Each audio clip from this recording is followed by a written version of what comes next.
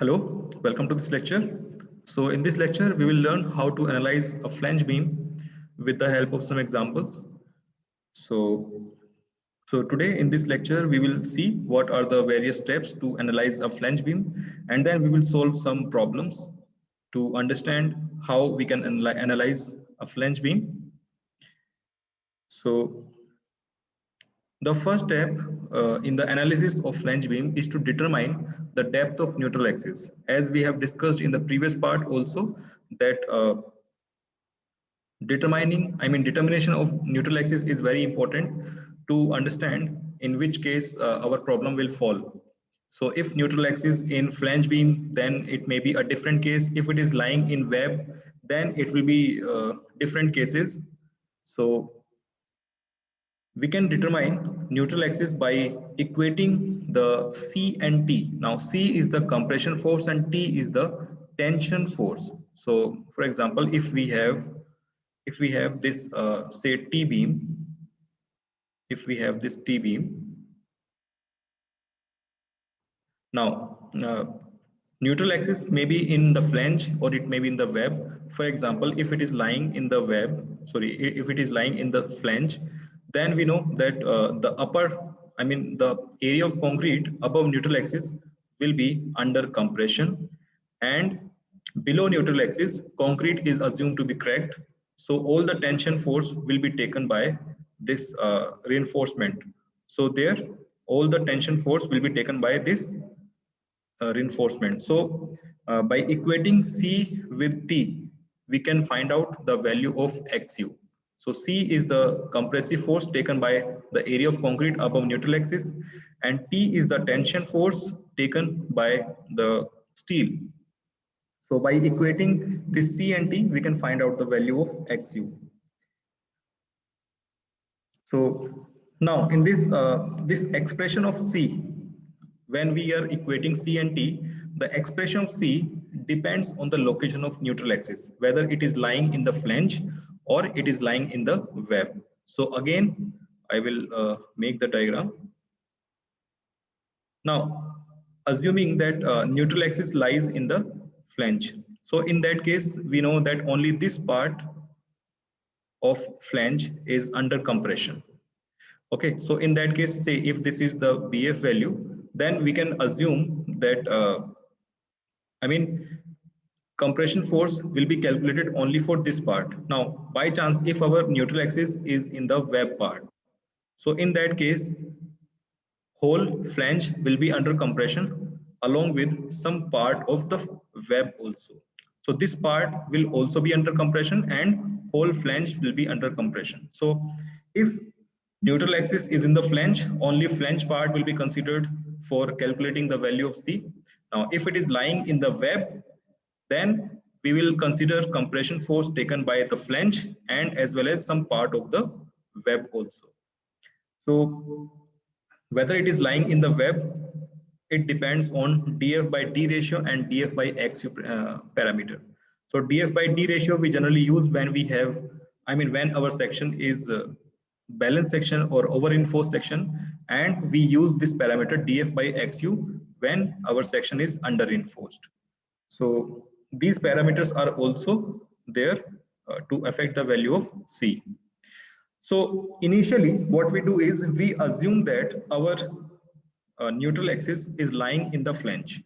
Initially we assume that the value of neutral axis, the depth of neutral axis is in the flange. And if it is, if our assumption is correct, then we solve or we calculate the moment of resistance formula by considering our flange beam as a rectangular beam of width BF. So that is the first case. Now, if our assumption is incorrect, which means if the value of XU is greater than the thickness of flange, in that case, we can say that our XU will be lying in the web, and then we compute the value of XU uh, on the basis of consideration that our section may be under reinforced section, balanced section, or over reinforced section. So if it is lying in the web, then there may be three cases. Case 2, if our section is balanced, and case 2 will further have two cases whether df by d ratio is less than 0.2 or greater than 0.2. Similarly, if we have under reinforced section, then we compare df by xu ratio, whether it is greater than 0.43 or less than 0.43. Similarly, if we have over reinforced section, in that also we consider df by d ratio, and we equate this with the 0.2, whether it is greater than 0.2 or less than 0.2. So all these things we have to consider when the xu value is more than the thickness of flange. If it is within the flange, then it is fine. We can assume our beam as a rectangular beam of width bf, and all the formulas that are applicable for rectangular beam will be applicable in this case. So that is the initial step. That is the first step that we generally perform. Now, other steps I have provided in a flow chart. So now we will understand all the steps to analyze a flange beam, whether it is falling in case 1, 2, 3, 4. So we will see that how we can determine in which case our problem is falling. So generally in the problem, you will be given these parameters. You will be given the dimensions of the P-beam, BF, BW, D, DF, D, AST, and sometimes grade of concrete. Sometimes AST is also provided, and grade of concrete and steel. All these given parameters, these are the parameters that will be given in the problem. Now, our first step is to check XU, whether XU is less than or equals to DF. DF is the thickness of flange and XU is the depth of neutral axis. So our first assumption, first step would be to assume the depth of neutral axis lying in the flange. So by assuming that XU is less than or equals to DF. Now, if XU is greater than DF, then what does it mean? It means that the neutral axis is lying in the web. So it says if no, then we will check if XU is greater than DF by assuming that XU is greater than DF. So in this process, we will be having case 2, we may be having case 3, we may be having case 4. So we will discuss one by one. So in case of case 2, so by assuming that XU is greater than DF, we will again determine the value of XU and compare that with the XU max. So if XU is greater than, if XU is equals to XU max, in that case we will have section as balanced section, and balanced section will have further two parts. First part will be when DF by D ratio is greater than is less than or equals to 0.2. So if our case is falling in under this case 2a, then we will use the governing equation which is related to case 2a. Now, if the DF by D ratio is greater than 0.2, then we will use the governing equation for the case 2b. Similarly, if the value of XU, if this calculated value of XU is greater than, if it is less than XU max, then the section will be termed as under reinforced section. So if XU is less than XU max, then our section will be under reinforced section, and it will have further two cases. First case, when the DF by XU value is less than or equals to 0.43. In that case, we will have case 3a, and we will use the governing equation for case 3a to find out the moment of resistance. Similarly, the next case can be case 3b, in which DF by XU ratio is greater than 0.43. So in that case, we will use the moment of resistance formula for case 3b.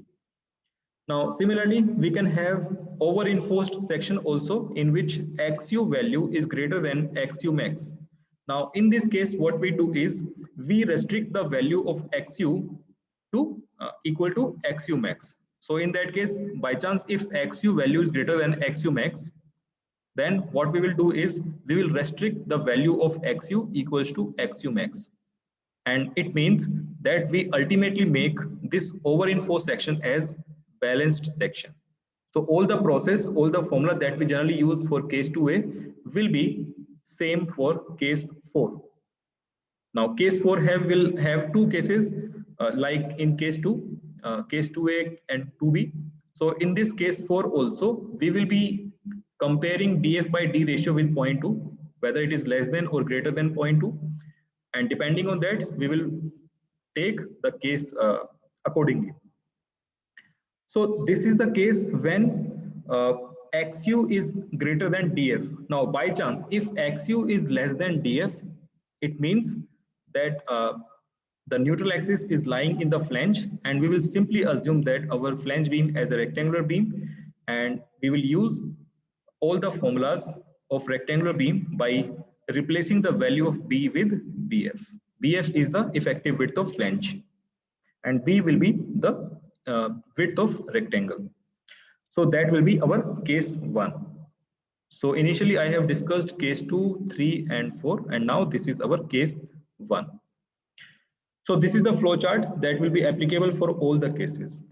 So in the next part, we will take an analytical problem and we will solve that to understand how we analyze a beam.